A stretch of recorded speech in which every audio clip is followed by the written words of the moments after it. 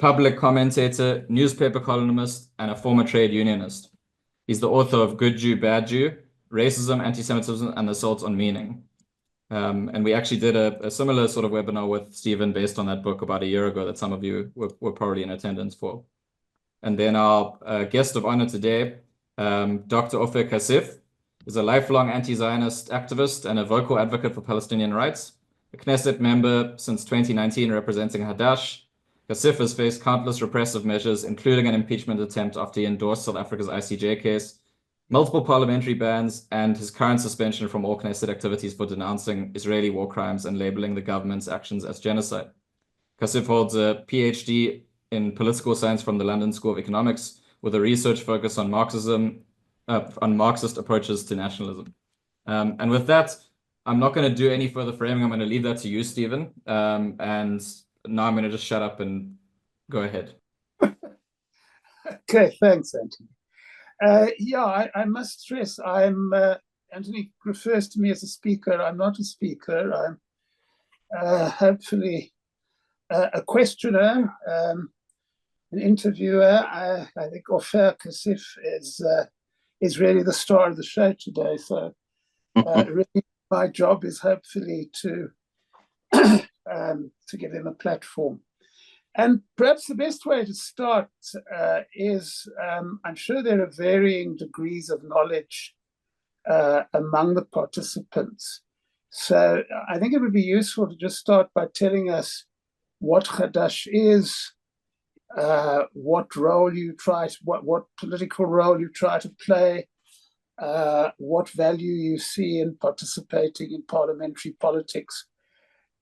In other words, who do you represent? What is this organization you represent, and what are its objectives, given that it's operating in the parliamentary system of which is not, as Anthony's explained, very friendly to you or what you stand for.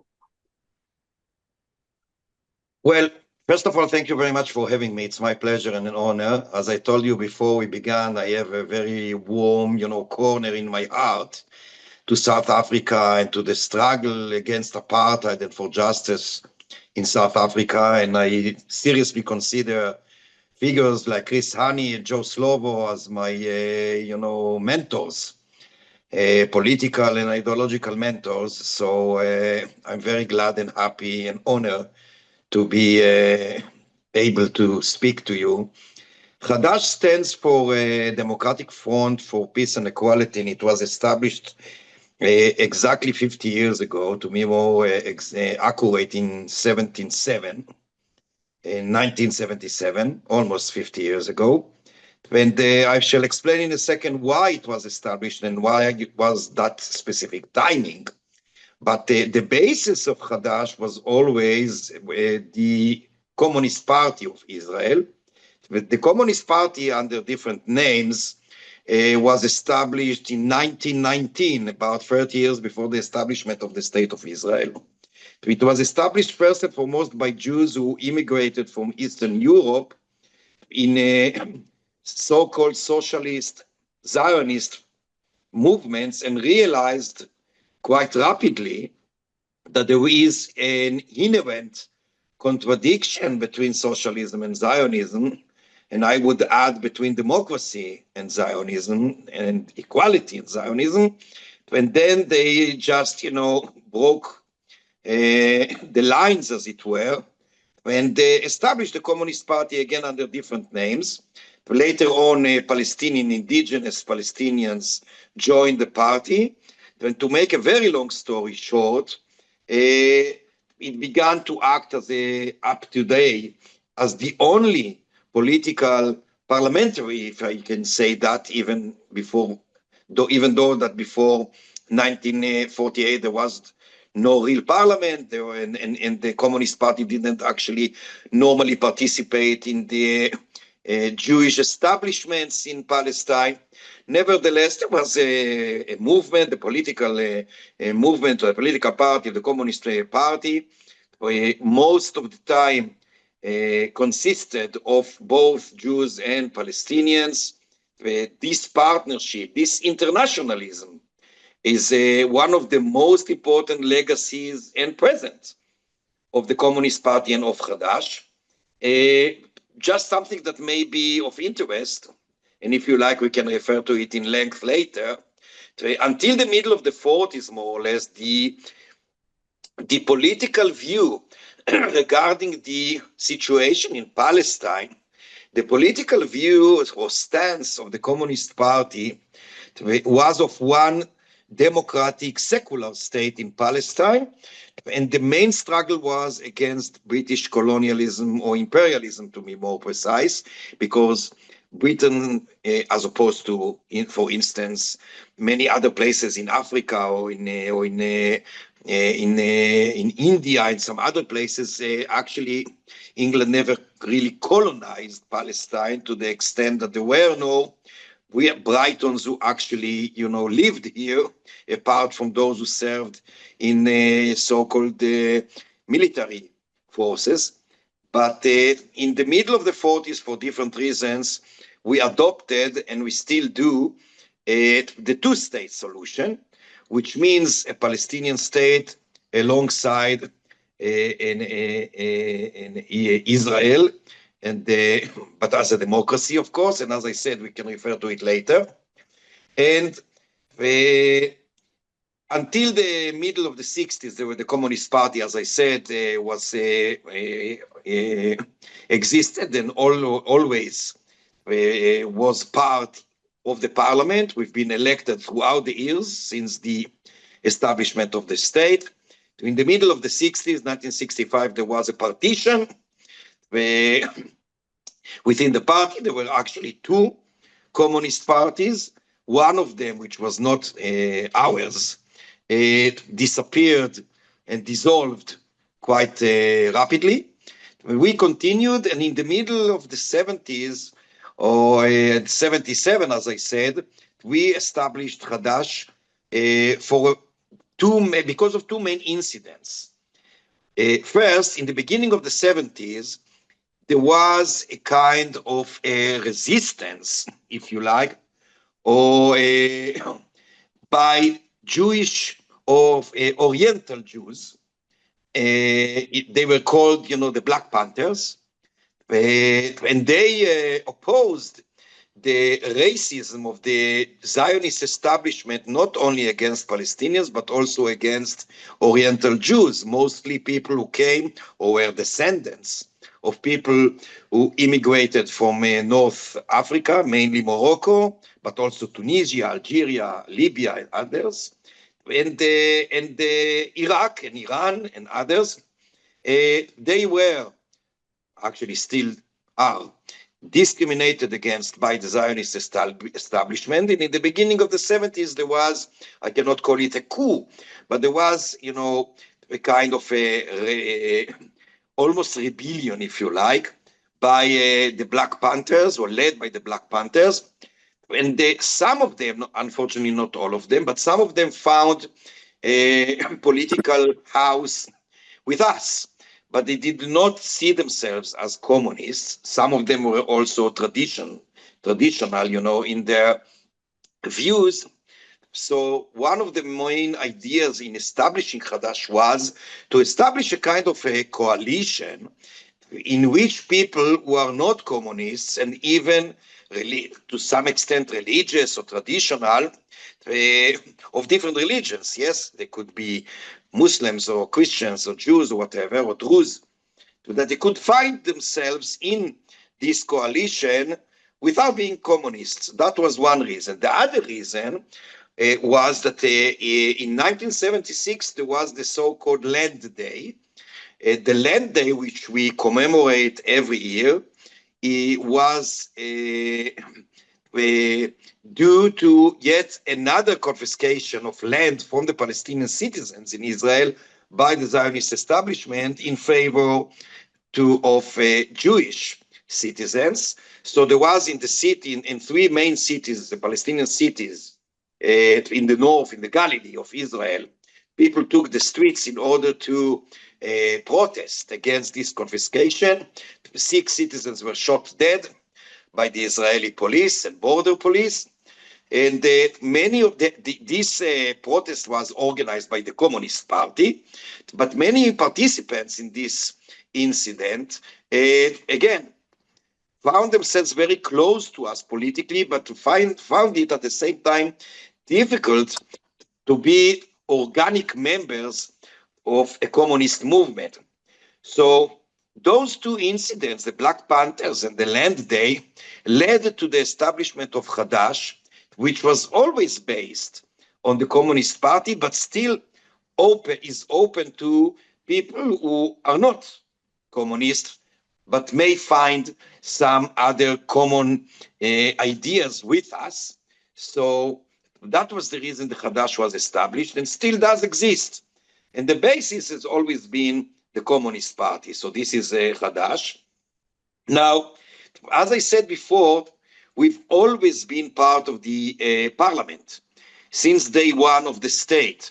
Now, some people may ask how come that you participate in this reactionary, not to say racist, institution. And I think that Lenin gave the right answer when he actually explained, and I think very brightly and reasonably, why sometimes communists, and not always, but why, perhaps even more often than not, communists should participate in reactionary institutions like trade unions or parliaments. And I think that's very compelling. So it is indeed very, very difficult, especially under the current circumstances, which are even more racist, more reactionary, and more violent than ever.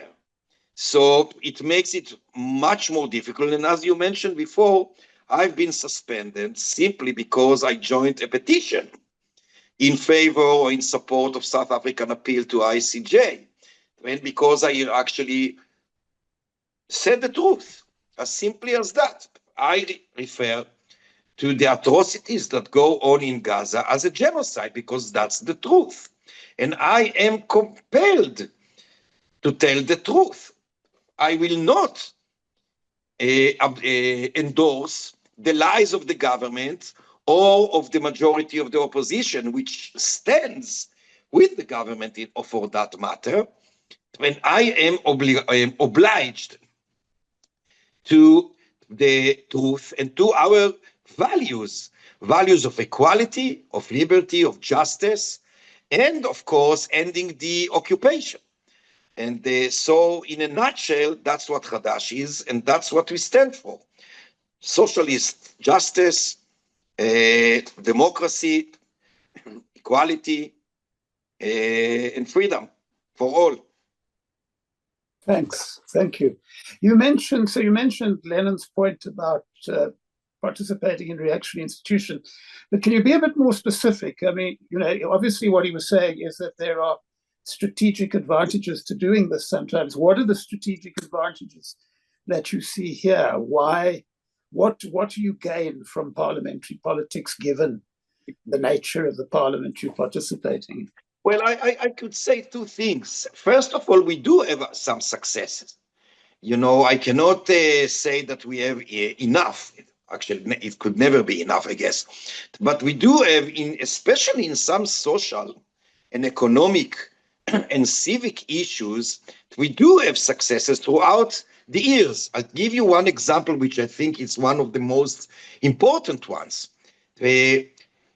From 1948, since the State of Israel was established, until 1966, the Palestinian citizens in Israel, of course, it's before the occupation of East Jerusalem, the West Bank, and the Gaza Strip, which was in 1967, the Palestinian citizens in Israel were under a military rule. They were confined to their own villages and towns, neighborhoods even. They could not, they needed special permission to get out of their areas, and there were many other limitations on them. I dare say that one of the main reasons that the military rule was lifted in 1966, I do not say that that was the only reason, but it is definitely one of them, and an important one, was our struggle. The struggle against the military rule was led by the communists and eventually succeeded. Now, there are other examples, not only, as I said before, as far as social, economic, and, clear-cut class issues are concerned, we do have some successes. And also, for instance, questions regarding gender equality, and lately, as far as the issues of the environment are concerned, we do have our successes in both senses, by the way. Sometimes we succeed in blocking bad bills or decisions, and sometimes we have success in getting what we want in the positive sense. So there are negative and positive senses to our success. But that's not the only thing. And in my view, there's something else which is sometimes, maybe implicit, but it's very, very important. And I think this is part of our basically Marxist way of thinking. The Palestinian citizens in Israel, which now constitute about 21%, they are Palestinians. They're part of the Palestinian people, but they are also citizens of the state of Israel. And one of the things we've been struggling for, and in that sense, we've been quite different from others, is that there shouldn't be a contradiction between those two, let's call, for the sake of argument, let's call them identities. There shouldn't be. The contradiction between one's Palestinian identity and one's Israeli citizenship is a constructed one. It is an artificial one, created for political reasons. And by participating in different institutions, not only the parliament, but also the Histadrut, the trade union, and others, by participating in them, we actually say very clearly that we want to be part of this society as equals. I think that's the main issue, even more than the one I said before. Thank you. I was particularly interested in your comments about the change in position to a two-state response. Aren't your critics right to say that's a bit, if you're an anti-Zionist party, two states means an ethnic Jewish state. Surely that's... No, absolutely not. Not? No, absolutely not, because our struggle is for Palestinian liberation, but at the same time, and not less than that, our struggle is also for justice within Israel. We want to democratize Israel, and that means that Israel must be, as a just and real democratic state, must be a state owned, as it were, by its citizens as a whole on equal footing. That's part of our struggle. So we do not struggle, some of the Zionist parties who oppose to the continuation of the occupation, like, say, the Labour Party or Meretz, the late Meretz, if you like. They say, more often than not, that they want a Jewish majority, and that's one of the main reasons they want, in their own language, which we will never, of course, adopt, to say the least, they want separation. We are not talking about separation at all. We oppose separation. We think that the Palestinian people is entitled to its own independent state. We also think that the state of Israel, in which, as I said before, there's a huge minority of the indigenous people. The Palestinians are the indigenous. We cannot ignore that. We should not ignore that. They are also entitled to enjoy full and equal citizenship within the state of Israel as Palestinians, by the way. And that takes us back to what I said before in regard to the seeming contradiction between those two statuses or identities, whatever you like to call it.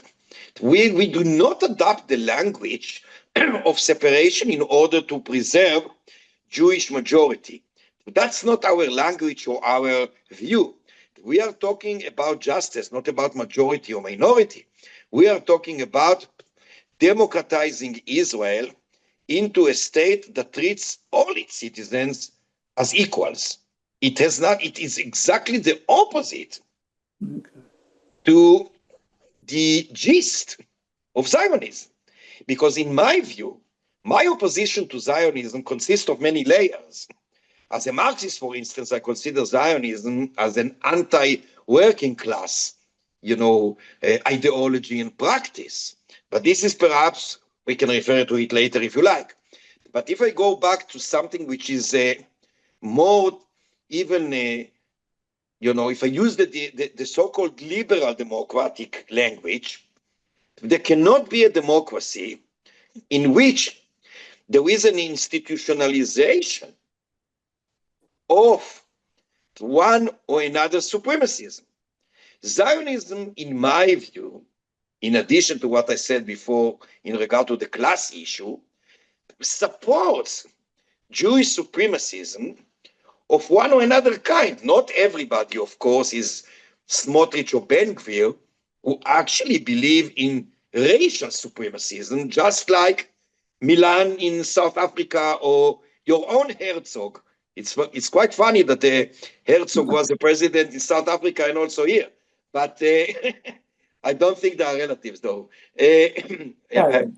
Perhaps in their views they are.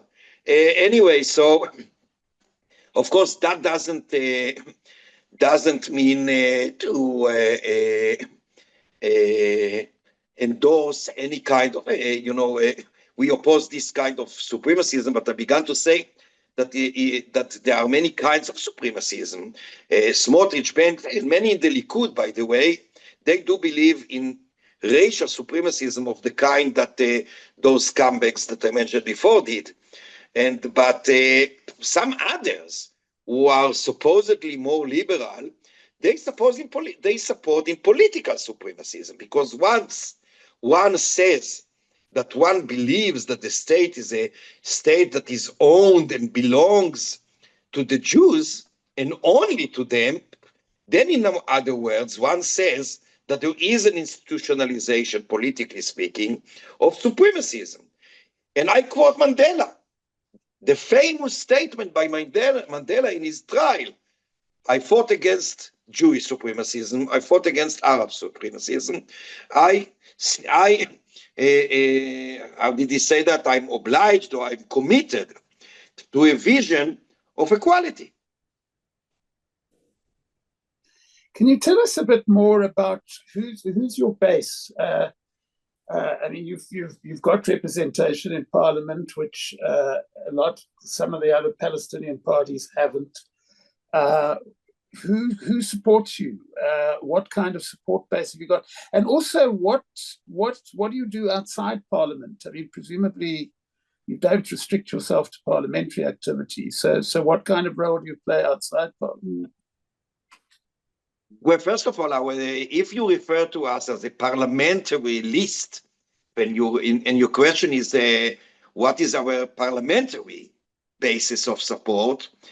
So it is mainly most of our voters, but actually of our supporters in general, are Palestinian citizens, but we do have thousands of Jews and others who support and vote for us as well.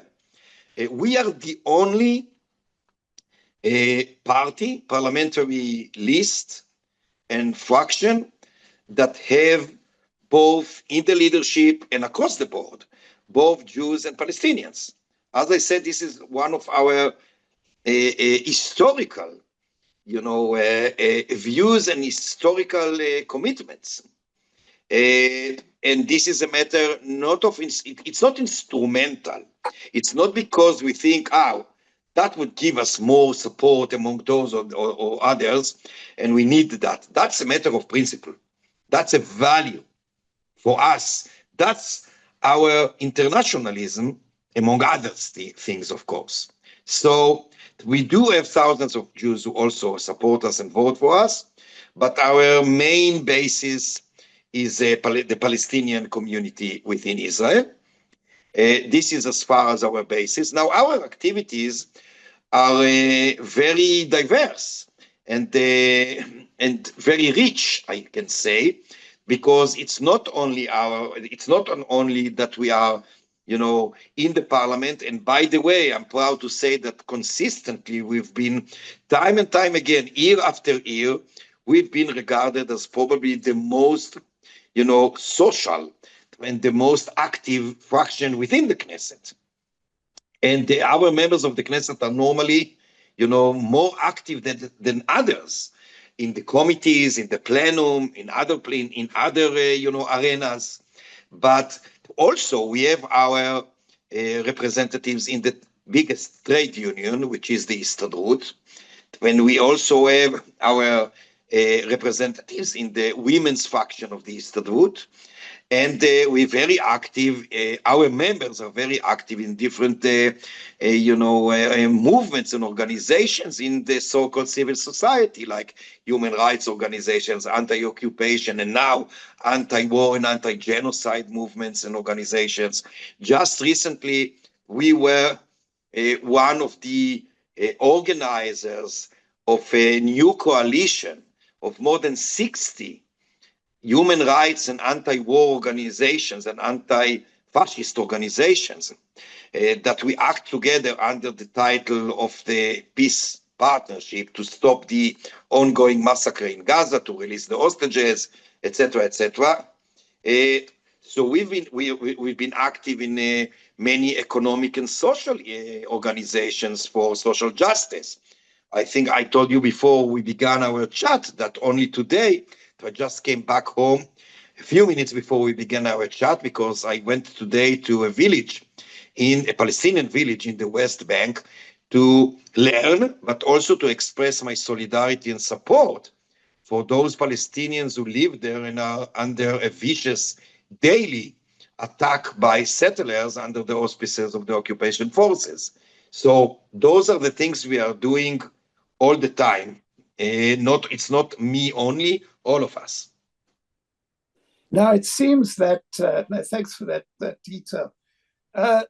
You have had a certain amount of space before the genocide to do this, but it does seem that that space is shrinking. There is increased repression. There is legislation planned. Sure. Tell us exactly. Can you describe what kind of repression you're subject to at the moment, and what kind of legislative repression is on the way, and how you propose to respond to that, how you're going to be able to respond to that? Well, in order to give you the full picture, if I may, if you like, if I do not exhaust you too much, we have to go back and understand the background, even to the genocide that goes on, because it would be a mistake and ahistorical to refer to the terrible massacre of 7th of October, in which, by the way, we as communists lost some supporters, because some of those who were murdered by Hamas were actually activists against the occupation. Many of them were, or some of them were voters of us. I lost personally some friends. And of course, first and foremost, politically, and as a matter of principle and value, we condemn such a massacre like Hamas did on October 7th. I want to be very clear about it. But history didn't begin on October 7th.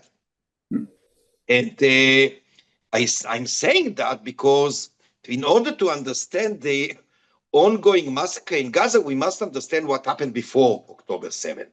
Because the government of Israel has been using this crime of October 7th as an excuse, not as a reason, as an excuse to pursue with those crimes it is responsible for nowadays for over a year.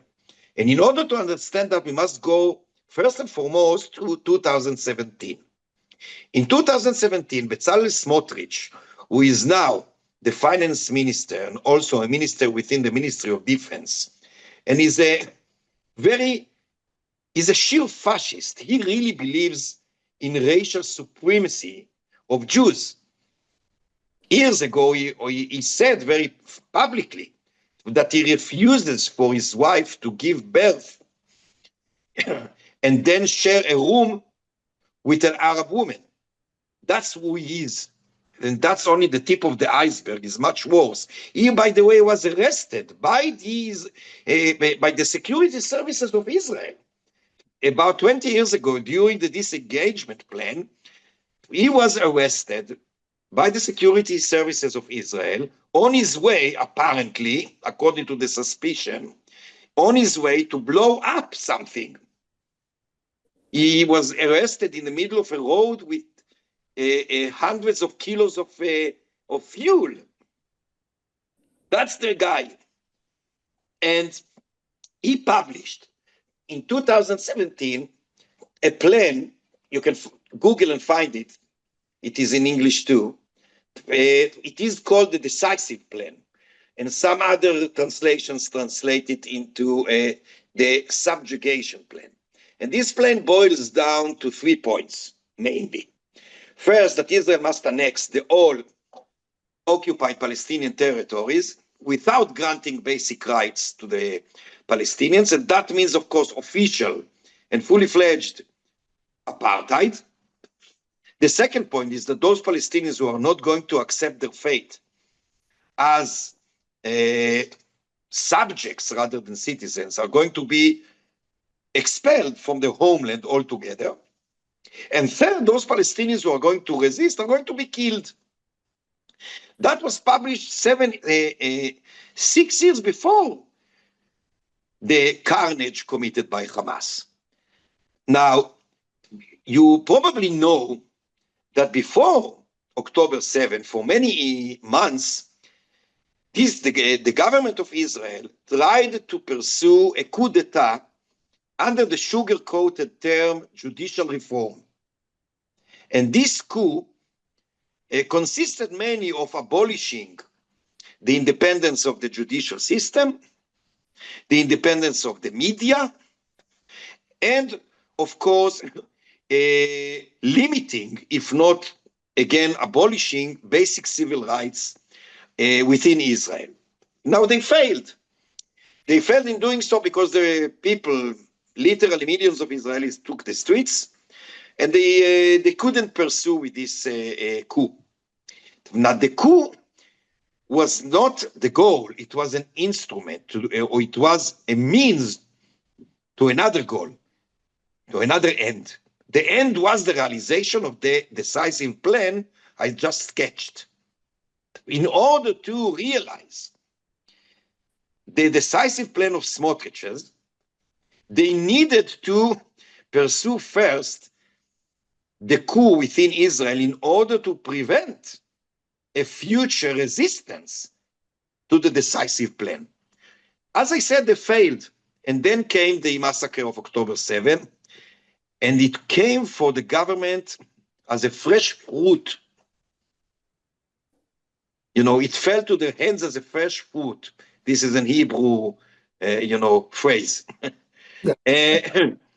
And what they've been doing, what the government has been doing, and alas, with support of some segments of the opposition, and of course of the public, has nothing to do with the security of Israel and the Israelis. Had they cared for the security and lives of the Israelis, let alone the Palestinians, they would have not sacrificed so easily the hostages and the soldiers in vain. The only thing they wanted to do under the guise of security is to realize this genocidal decisive plan by using the massacre committed by Hamas as an excuse. And they've been using 3 different strategies. First is the genocide in Gaza. Second is the ethnic cleansing in the West Bank that goes on a daily basis. led by settlers, armed settlers, who set fire and shoot and beat and deport Palestinians. More than 20 communities perished. Palestinian communities, many of shepherds, perished. They had to flee because of the daily violence of the settlers. That's ethnic cleansing. The third strategy has to do with what you just asked. And this is turning Israel proper into a fascist dictatorship by limiting and abolishing basic rights. And that's exactly what's been going on since October 7, 2023, again, under the guise of security and fighting terrorism. So you all know, as South Africans, that every time the apartheid government, throughout the years, wanted to abolish or to restrict someone, it used the slogan of terrorism. If you want to get rid of a political rival, you say, he supports terror, or he himself is a terrorist, or she. That's exactly what's going on now in Israel, especially since October 7th. That there are so many restrictions. I'll give you a few examples in a second.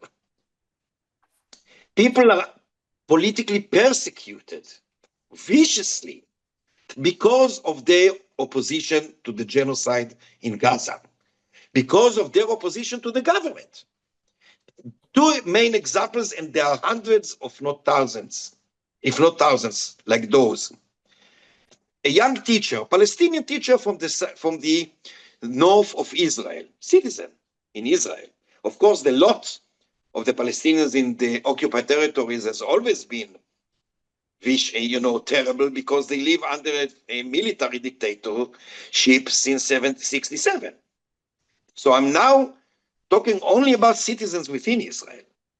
A young teacher, a one-parent, mother from the north of Israel, posted herself dancing and, posted it on TikTok.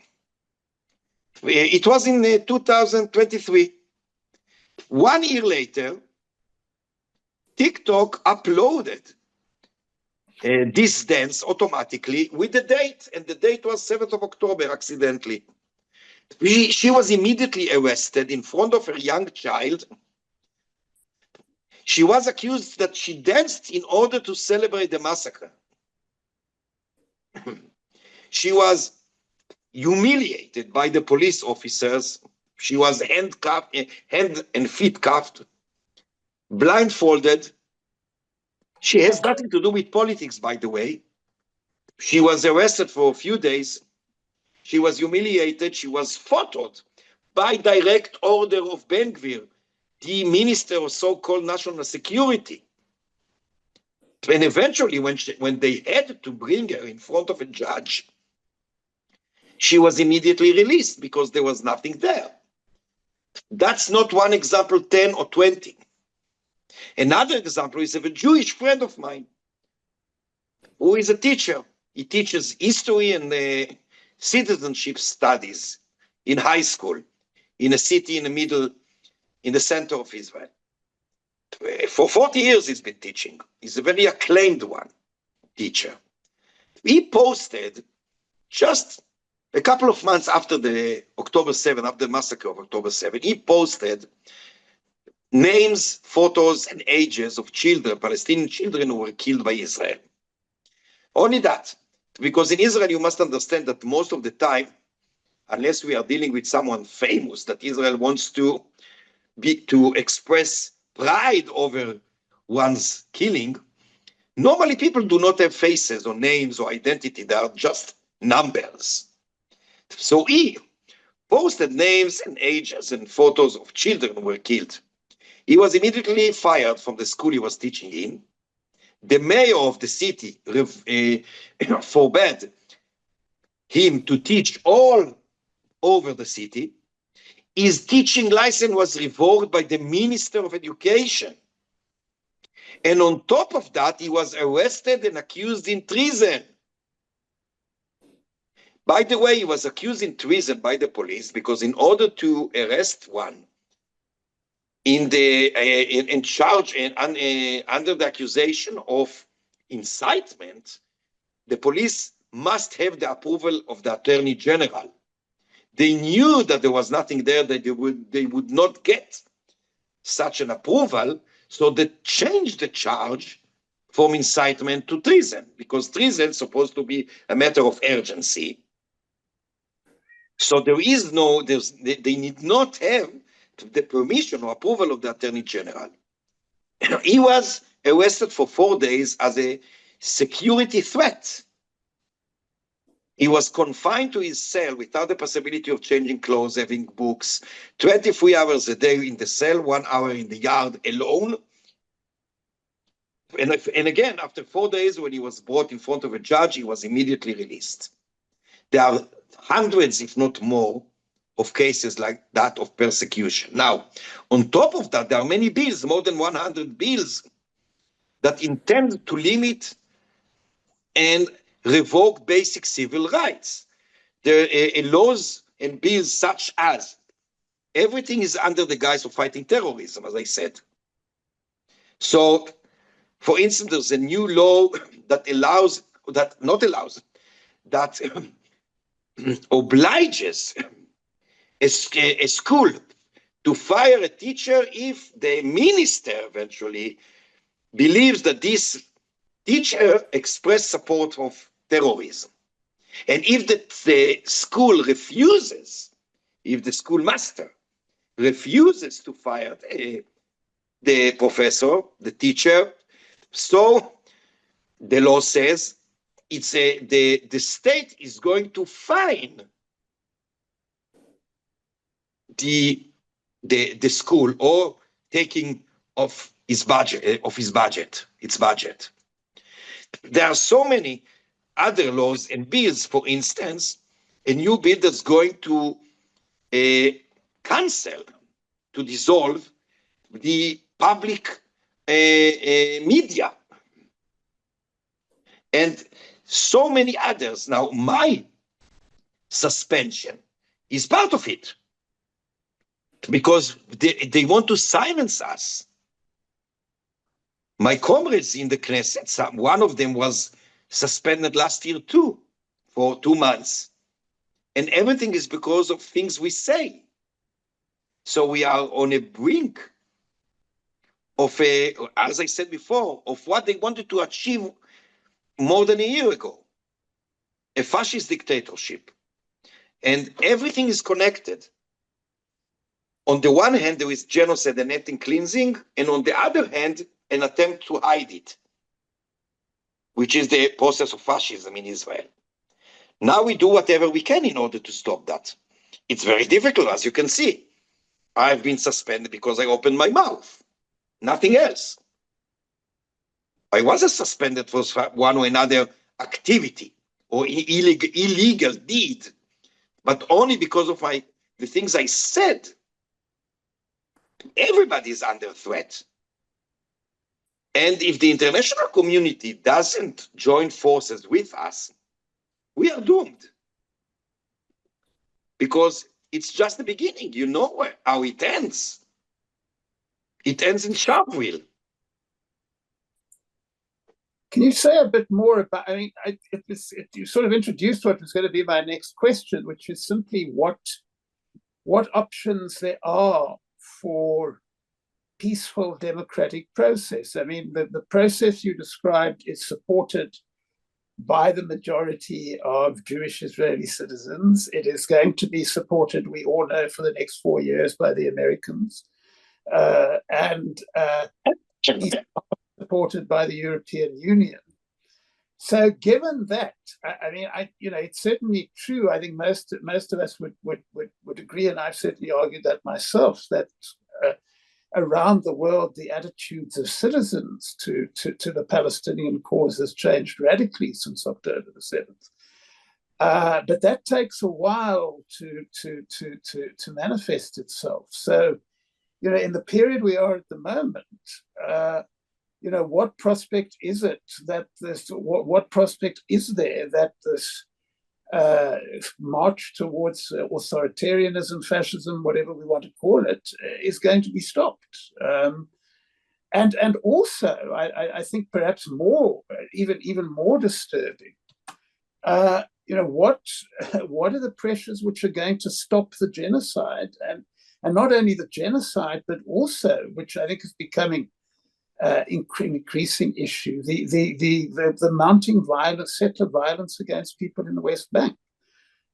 It's very easy to post a scenario in which there's a very bleak future for democracy and for the Palestinian people. How do you see that, and how do you see the response to that? First of all, of course, your diagnosis is accurate. I'm terrified, seeing what's going on in Gaza. That it may be even worse because under Trump's administration, even the very little, humanitarian aid that is allowed to enter Gaza may be stopped totally. So it may be even worse. Children have been dying now because of the freezing weather and of hunger. And if they stop even this little, very little aid, so that's going to be even more disastrous. And as you said, and I said before, following my visit today to the West Bank, the total free pogroms, and the violent rampant by the settlers is going to be even worse. Those who actually lead those pogroms were invited by Trump to the ceremony in the White House on the 20th. So it's very bleak. I'm also afraid that the violence, I didn't mention it before, there's already violence within Israel against us. By the way, even against the families of the hostages. They've been attacked physically by the police, which turned into a militia in the hands of Ben Gvir, and by others physically. And there are armed militias waiting for an order. It's a matter of time before you can see and hear that people within Israel were shot by the police and by other militias. It's a matter of time if we don't stop it. So with the diagnosis, I totally agree. It's very bleak, very gloomy, very dangerous. In order to stop that on our part, for our part, we do what we can in order to struggle against it, whether in the parliament or in the streets or in the trade union or wherever we can. At the universities, we have our student associations. They do what they can. Again, it's very difficult because today the Palestinian mainly students are very limited even within the universities. Students were suspended and even, kicked out of the universities because of things they posted or said. Doctors at hospitals, Palestinian ones, were fired because they were talking between themselves. And some of the colleagues heard them and just snitched. There's this culture of snitching, like in any dictatorship. So it is bleak. But as Gramsci said, we must stick to pessimism of the intellect, but never give up on the optimism of the will. Because if we do, then that's the end of the story. I cannot allow myself. I'm talking now only about myself, but I know it's quite the same with my comrades. We cannot afford pessimism, because if we become totally 100% pessimists, we won't struggle. Because if we don't believe that a change can come, why should we struggle and even put our lives at risk? Why? And so we are, as Gramsci said, optimists of the will. We continue our struggle. Palestinians and Jews together, by the way. That's the future. No other future. And we shall never surrender, But we do need yours. And when I say yours, I'm talking about vaguely the international community as a whole. And I'm pretty sure, I haven't checked it, but my guts are telling me that the peoples around the world do support our stance. The problem is the governments and the peoples in each and every state, in each and every citizens, in each and every society should do something in order to put more pressure on the governments.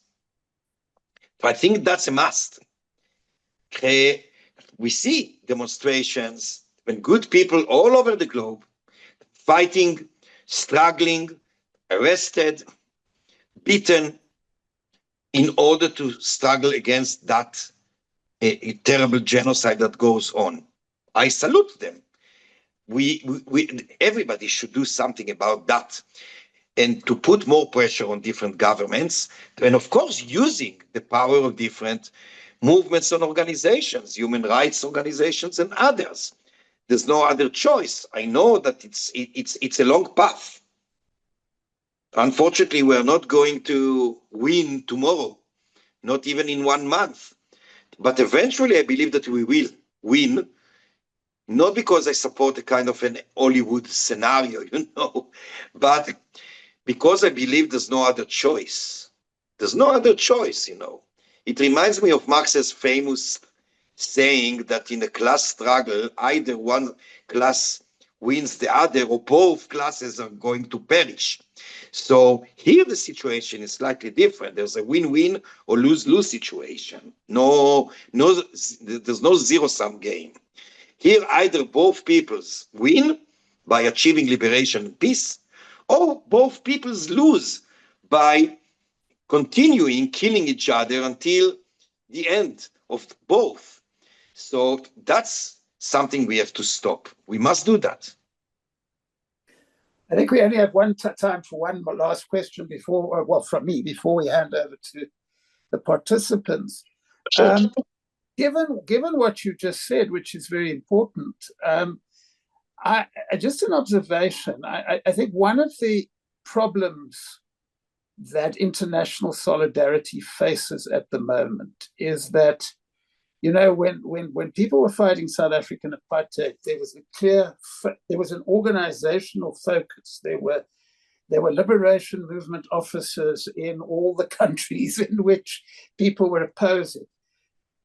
My sense is that it's very early days since October the 7th, but the gap between the resistance on the ground and the citizens around the world who want to support is much greater here. I mean, there are no Palestinian officers supporting the boycott, etc.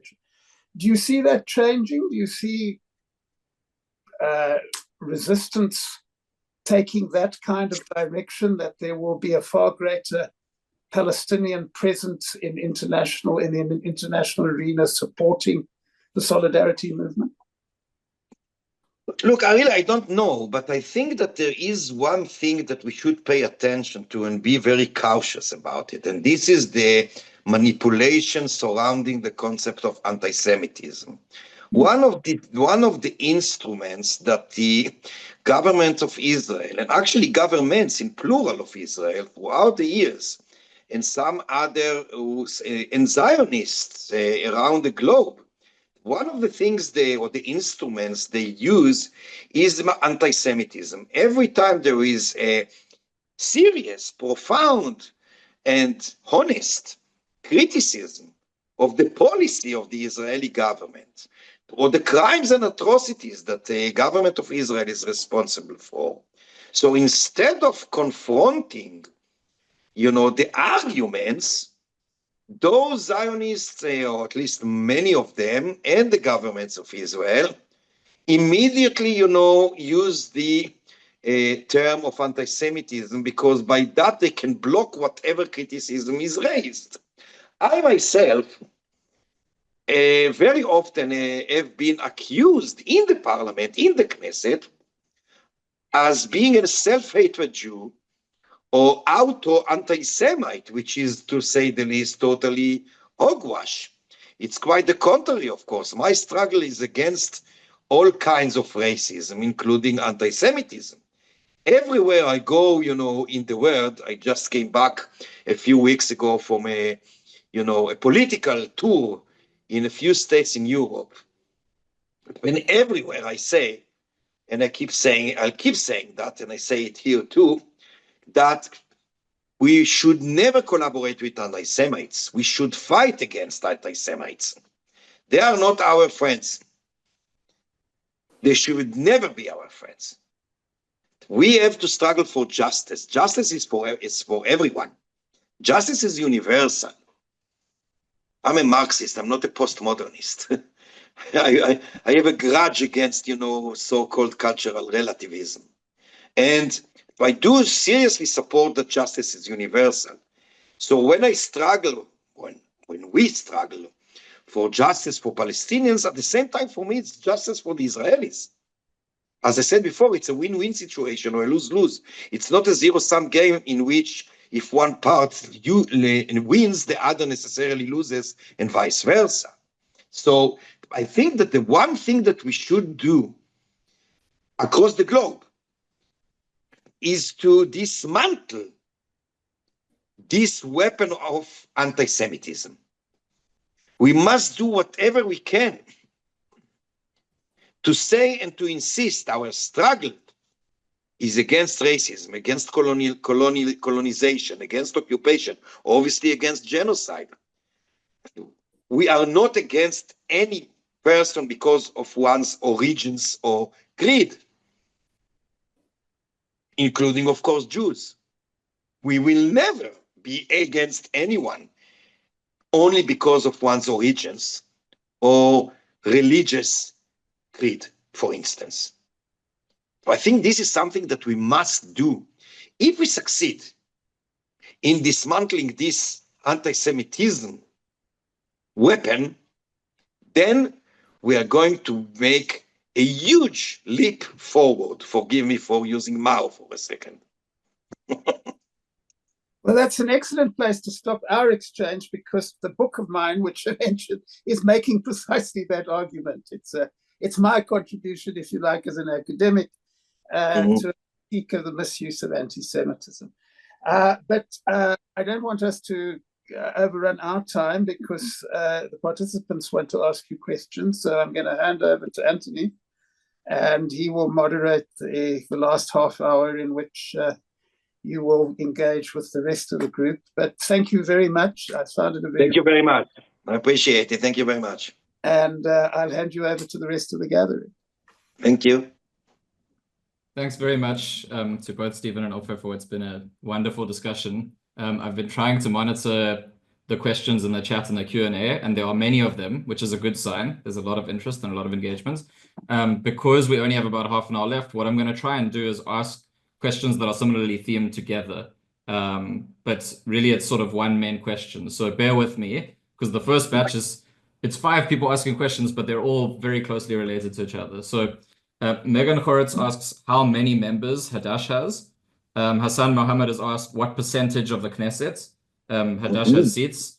And then we've got these questions related to that, where Joe Turpin says, what is the way forward for Hadash or for the Israeli left, given all the suppression they're facing? And we have questions also adding onto that from Leslie Landon and Jackie Benson and Mabombo, asking in what ways can those far away outside of the country support Hadash and the anti-genocide movement? Thank you, everybody. First, we have 5 seats out of 120. And unfortunately, I can say that we are all probably the only opposition, because the official opposition, or most of the official opposition, actually supports to a great extent the policy of the government vis-a-vis the Palestinians. So it's tough, but as I said before, we continue our struggle, and we shall never give up. The second question was in regards, sorry, forgive me, it was about our percentages, so I already answered, and what you can do from the right. Look, I think that, as I said before, more generally, is that I think basically, there are 2 main things that the international community in general can do. First is to put much more pressure on your own government. Now, I think that in South Africa, you are privileged, because the South African government as opposed to most of the governments in the world, especially in the so-called democratic world. To your government, the stance of your government vis-a-vis the situation in Palestine/Israel is a very good one. I mean, the appeal to the ICJ was not only the appeal, the wording of the appeal was very, very courteous. It referred to the crimes of Hamas as well. And I appreciate that. So I think if you can put much more, if among our participants here, some of you are, not for South Africa, but live in other places in which the government's policies are different. So if you can put much more pressure by collective action, of course, on your government to do something, to change the policy if a change is needed, to confront those atrocities, to stop them, that will be huge. The other thing is to change the public discourse. Those, of course, are connected, two things I say. The public discourse, look, I give you an example. I mentioned before that I went to Europe a few weeks ago. So I give you one example. When I met my good friend Jeremy Corbyn, that you probably know. Jeremy Corbyn is anti-racist. He's been smeared as an anti-Semite because of his stance. The public discourse can change that. It can change the attitude towards those who oppose the atrocities by saying that objecting, opposing, resisting such war crimes and crimes against humanity are not anti-Semite. That is called to be human being. So the public discourse must change. Hegemony, again, I go back to Gramsci that I mentioned before. Hegemony may be broken down or cracked by making an input that challenges time and time again the hegemonic discourse. I think that if you can do that in the media, at the university, everywhere, that's going to help a lot. And of course, the collective actions in different organizations against the genocide, the occupation, racism, etc., etc. Thanks very much. I mean, that's a very thorough answer with a lot of suggestions. The next set of questions is around, and you probably get this quite often, but around two-state and one-state solutions. And it did come up in the discussion, but many people had questions about this. So Bronwyn Kenyan asked, why don't you support a one-state solution? Is it about pragmatism and realpolitik? We had Eric Itzkin asking why the one-state solution you don't seem to describe as either possible or desirable. We had Brett Stango asking, this is a novel one, if it's not about Jewish majority, then how would you differentiate the two states in your vision? Like, what would make them different to each other? And then finally, a more challenging one, Abida Adams said that she feels that it's actually insulting to working class Black South Africans to expect the acceptance of what she called a sort of a Bantustan solution, which was rejected here. Anti-what? A Bantustan solution. People often say that the two-state solution is like a Bantustan solution. And so, so basically just a number of questions for asking really for clarification about why you don't consider the one-state solution appealing, and what your vision of the two-state solution is. Well, I begin by saying that I and we in Hadash, we do not have any ideological problem with the one-state solution. It is not that we oppose it because we think it's ideologically or in principle bad. We think that it is unrealistic and may cause more damage than good under the circumstances. Look, we all know, and again, I go back to my Marxist views, one of the main ingredients in Marxism is to analyze different incidents and situations in accordance with the historical, context. The historical context, as opposed to abstract way of thinking, is that we live after we are after more than 100 years of terrible, violent, bleeding hostility. And you could not solve it in one day. That needs a process. The process must begin with Palestinian liberation. So the Palestinians deserve their own independence. When their own independence can materialize only in their own Palestinian state, in those territories I mentioned before. Now, if after a while, upon consent of everybody who's involved, there is a will to transform the two states into, say, a federation, or one state, or the Belgian style of, two communities who live in Belgium under specific, very particular, arrangement. So be it. I must tell you a story, A few years ago, actually not few, perhaps 10 years ago, something like that, I had a meeting with two prominent leaders, Palestinian leaders. One of them is the General Secretary of the Palestinian People's Party, which is the Communist Party, the Palestinian Communist Party. And the other is Naif Khawatmeh, the General Secretary of the Democratic Front for the Liberation of Palestine. Now, the Communist Party, the People's Party, has always supported the two-state solution. And the Democratic Front always supported the one-state solution. In the meeting I had with the Secretary General of the Communist Party, he said, look, we've always supported the two-state solution, and we still do support and think that the two-state solution is a must. But perhaps in the future, there is a possibility, after the two states are materialized, to transform it, just as I suggested. A couple of weeks later, literally, I had a meeting with Naif Khawatmeh. And he told me, look, we at the Democratic Front believed always, since it was established in the beginning of the 70s, in the one-state solution. But we came to the conclusion that we cannot achieve one-state solution before we have a phase of two states. So you can see that even those in the left, I'm not talking about others, those who are the two of the main components or elements in the Palestinian left camp, actually with the differences between them, they came closer as far as the one-state, two-states solution, is concerned. So it is basically and mainly a practical issue. But we must have a phase, at least.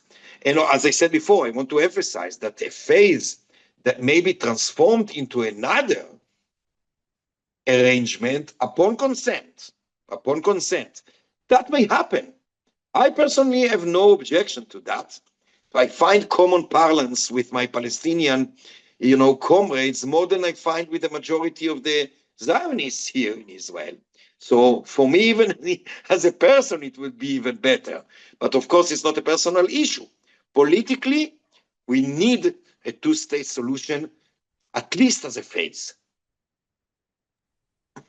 Thanks. So now these questions are not as grouped because there's too much inside each individual question, but we have a question from Salim Valley, which first speaks to the difficulty you must be facing, not just in the Knesset, but in Histadrut, because of the role that they played inside the Zionist colonization project. And then on top of that, Salim asks, what are your views on the One Democratic State campaign, the Palestinian Authority, and the BDS National Committee? If you want to speak to any of those. So as to the first one, I just referred to it. I think it's quite the same, isn't it? If I'm wrong, just tell me. As to the other two, look, first of all, I think that the BDS has a reasonable, stance. I think that one or another boycott on Israel may lead to the just solution we want, because this is a non-violent tool, and as someone who supports non-violent struggle, I think this is a total legitimate point of view. And I think that under the circumstances of the ongoing genocide and ethnic cleansing, it turns to be one of the most important views. So basically, I think that BDS, which is not contaminated with anti-Semitism, sorry, I want to emphasize that because I'm not naive. I know that as an organization, BDS is not anti-Semite, but I knew and I met some individuals who do hold anti-Semite views, which I will never, ever accept. So BDS that is clean of anti-Semitism, in my view, is totally legitimate. And there was another question, sorry. Your view on the Palestinian Authority. Well, that's a tough one. I have a lot of criticism of the Palestinian Authority, but I think it's not my right as an Israeli to tell the Palestinians and the Palestinian people in general how to treat their own authority. I think that would be beyond the scope. I have my own criticism, but I prefer not to get into details because I do not see I cannot see myself as, have the right to do so. I think that's the business of the Palestinians. Thanks. So coming back into more sort of internal Jewish-Israeli politics, there's a question from Tony Kaplan asking about what are the contradictions or the challenges preventing Hadash working with groups like Meretz and Labour? What's stopping those groups from forming a broader coalition? Look, first of all, Meretz doesn't exist anymore. It literally and officially dissolved. There's a new party now called the Democrat, which consists of the ex-Meretz and Labour. And they are going to run together in the next elections, if there are elections. Let's not forget that there are already plans in the right side of the political spectrum to postpone, or who knows, perhaps even to abolish the cancel the elections. But they are going to run in themselves. We have a lot of disagreements. First and foremost, generally speaking, is of course regarding Zionism. Labour and Meretz are Zionists. It is true that they are not as bad as Likud or others, but still we find it difficult to be in one coalition with organizations or parties that hold Zionist views. We are not. On top of that, we have also more concrete disagreements as to the future of the Palestinian-Israeli. I wouldn't like to call it a conflict because conflict normally assumes kind of symmetry, which there isn't. There is none here. So we hold some different views. By the way, there are 4 members of the Knesset for Labour. When there was a vote against me in the attempts to impeach me, only one of them voted against it, and the 3 others just left the plenum. When it's because, for different reasons, there are practical issues for sure, but also there are many, differences as far as our ideology and views are concerned. So I think that as an anti-fascist front, there is a room for all of us to act together, yes, but not beyond that. Sure, thank you. And I think your comments about sort of this Zionism being a lowest common denominator, even amongst some of these parties, it leads directly to this other question that's been posed by Josh Lipman, where he says, you've spoken to a practical justification to your participation in electoral politics, but he's wondering how you'd respond to a question of a moral justification, especially to a critic who might say that your presence there might legitimize the Zionist state. What would you say to that? You mean by participating in the elections and in the parliament? Yes. No, I think that I don't think that what I said was actually practical. I think it was very ideological. And because I think what I said is perhaps I wasn't clear enough. forgive me for that. What I wanted to say is not that the Palestinians and all of us, like progressive democratic Jews, it's not that we participate because practically we want to achieve something. It is because, as a matter of principle and ideology, we want to transform the Israeli society and state into a real democracy. And that can be done only if we are part of the so-called political game.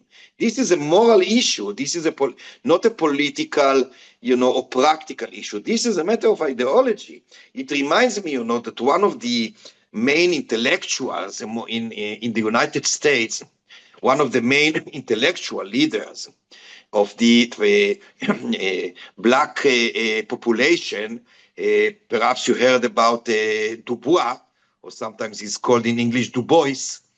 So he said, already in the 19th century or the beginning of the 20th century, he wrote that one of the main reasons in the attitude, the racist, murderers' attitude towards the black population in the States is that there is a constructed contradiction between so-called Americanism and blacknessness, and that should be, transformed.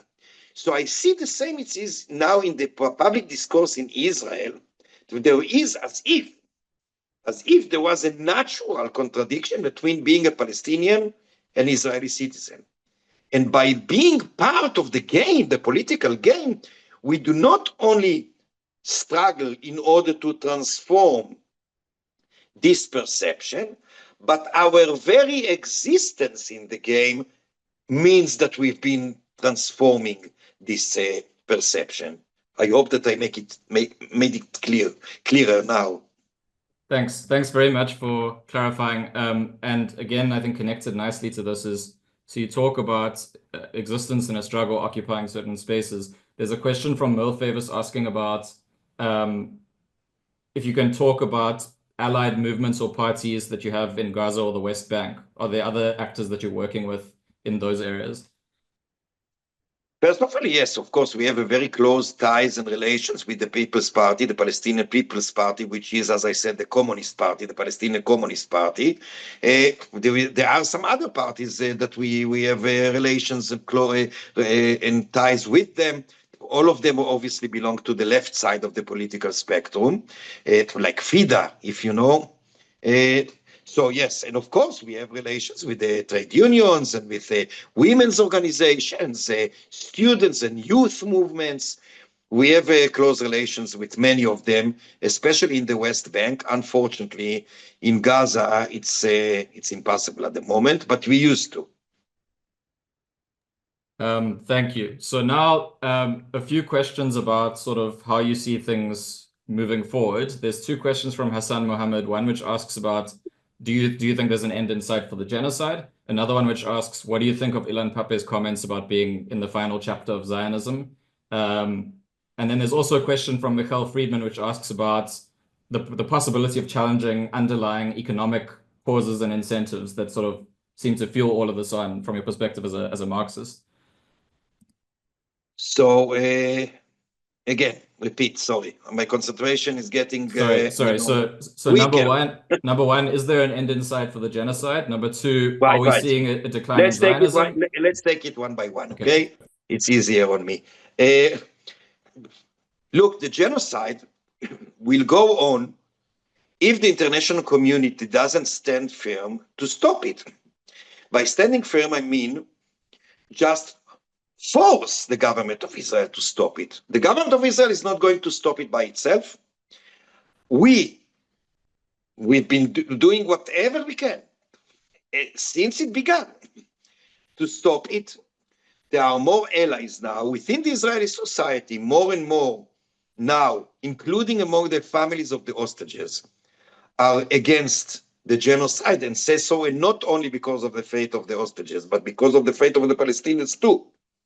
Some of the families of the hostages, I just took part in a discussion in a conference last week in support of soldiers who refused to serve. and to take part in those atrocities and war crimes. When there was someone who spoke there, is the nephew of someone who was killed by Hamas on October 7th. And he was very, very clear and very, very firm in calling to stop the genocide because it's criminal. Not only because it's going to lead to the release of the hostages, but also and mainly because it's criminal, it's wrong. You can hear more and more people in Israel who speak this language, including in the demonstrations we hold every Saturday with the families of the hostages in Tel Aviv and other places. But without a real pressure from foreign governments that will force the Israeli government to stop, that will not stop. You have to understand, the government of Israel has nothing to do, is not interested in the security of the Israelis. They don't care about the lives of anybody. Netanyahu, for his own part, is interested in staying in power in order to escape prison. That's the only thing that drives him. He doesn't care about the lives, obviously, of Palestinians, but neither of Israeli soldiers and hostages or citizens in Tel Aviv, or doesn't matter where. He doesn't care. He's a clear psychopath. He is. He has no remorse or even emotions to his fellows, including his family. He put the blame for his, sins in the court on his wife. What kind of person does that? He's a psychopath. He doesn't care. And he is surrounded by messianic bigots who believe that blood is the red carpet of the Messiah. How can you stop them if not by force? And in that sense, that's what it goes back to what I said about BDS. That's a total legitimate, not to say a necessity, under the circumstances. And so we need it. We need it. We are, I said it the same words before. If the international community, especially strong governments, do not force the Israeli governments to stop, we are all doomed. First and foremost, obviously, the Palestinians, but we are too. It's going to, the rivers of blood we've been witnessing for over a year now are going to turn into an ocean of blood if it doesn't stop very soon. And there were another two questions that yes. So you've painted this grim picture of a psychopathic, fascist, violent, racist regime, and the next question was about Ilan Pappé's comments that he's made a few times about being in the final chapter of Zionism. Do you agree that we're moving towards? No, I really like Ilan Pappé as a person as well. He's a very nice and kind guy. I really like him, a good friend. But I do not agree with his analysis for that matter. I think this is too much of an optimism of the will. Because I would like to see Israel de-Zionized. But I think it's not beyond the corner. And in order to achieve that, we have to pass through stages. Perhaps this is another part of my Marxism, they believe in stages. They believe in stages, but I don't think we are there. I wish we were, but I don't think we are there yet. Okay, and then the third one was about, given your position as a Marxist, do you feel it's possible to challenge the underlying material and economic interests that are fueling the global reluctance to intervene? Look, it is true, and I haven't said anything about it thus far. There are two main issues, economic issues, or if you like, material issues, regarding the genocide specifically. First is, of course, those who control the weapon industry, especially in the United States, who have been making a fortune out of this genocide. And not only in the United States, mainly there, but in some other places. So this is one thing. And the other, of course, is the old question of the issue, perhaps you're aware of, the gas pipes that they want, because they want to, they don't want to be dependent upon the gas from Russia, given the situation in Russia and the Ukraine. So there is a plan, to put a pipe that will take gas through Israel and the Mediterranean, up to inside to Europe. So, and it may pass, even Syria. So that's another reason why those countries are interested or were interested in, foiling the regime of Assad, because of course they didn't care about the lives of the Syrians. They cared about the money and the fortune and the capital. So I think that one thing that slightly contribute to my optimism is the boycott that already began on weapons, on arming Israel. Because, and to some extent, as far as I know, I guess I do not know everything, but as far as I know, many firms across the world, especially in Europe, ban now the weapon trade, with the arm trade with Israel. And that may, be a beginning, a small one, but a beginning of change in the policy. I think that may contribute, because once a firm or a country is obliged to ban Israel, given the ICJ, decisions, if the ICJ rules that Israel is indeed committing genocide, then 124 countries, at least in the world, will be obliged to ban and to boycott Israel, at least as far as arms trade is concerned. That may be also the beginning or part of a change in the material policies, although the incentive will be another. Thanks, Ofer. So we've run to the time that we plan to go to, and I want to ask how you feel about, maybe doing just one more or two more questions, or are you in a hurry to run off? Well, I have another 5-10 minutes. It's okay. Okay, perfect. So then what I'm going to pose to you is there's two questions that come from the same person, and then we'll be done after that. Right. So Roshan Dadu has asked, firstly, does Hadash explicitly support the right under international law of Palestinians to resist the occupation?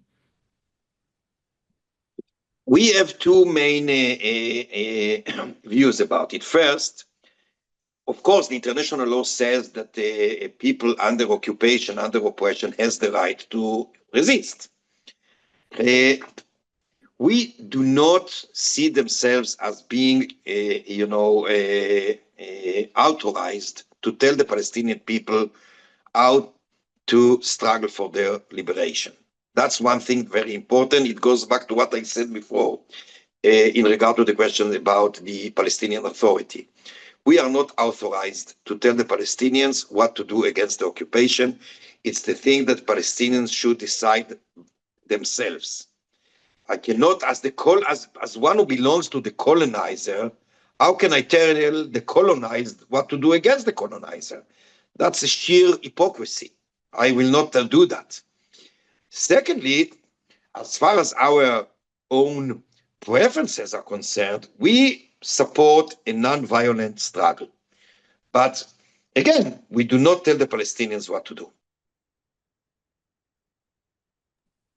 Thanks very much. And then the last question, also from Roshan, is again about the Histadrut, which she says, the Histadrut has been part of the colonial project, has not condemned the genocide, and also doesn't advocate for international trade union support for BDS. And so the question is, what sort of strategy are you taking, or can you take, towards the Histadrut playing a sort of reactionary role within these affairs? First of all, it's true. The Histadrut is a reactionary organization. We do what we can, just like we do in the Knesset and otherwise, in order, sometimes to, as I said before, to block some decisions that we find disastrous, and to pursue some others that we think that may, if not solve, at least to elevate the situation. For instance, vis-a-vis the Palestinian workers, who are under terrible duress under the circumstances, because they are, now for more than a year, hundreds of thousands of Palestinians are unemployed because they used to work within Israel and are not allowed now. So this is something that we do try to, to solve, one way or another. We do have a lot of things to do within the Histadrut, but at the same time, of course, there are some things that we want to do, but find it very hard to. Thanks very much, Ofer, and thanks for making a few extra minutes at the end to get to a few more questions. My pleasure. And again, I enjoyed very much, and thank you so much for your hospitality. Really, it's been fantastic having the opportunity to get the insights, the internal insight that you have. And I want to just say before you leave, thanks also very much to everyone who has participated, everyone who's asked questions, everyone who's listened in. Thank you to Steven for hosting and steering the initial conversation so expertly. And thank you to South African Jews for a Free Palestine for hosting this webinar. And for all of those of you who are here who benefit from this discussion, you'll be able to find the recording on YouTube in a few days' time, and you can share it with other people. Thanks a lot. Thank you so much. All the best, and keep up the struggle. Bye-bye.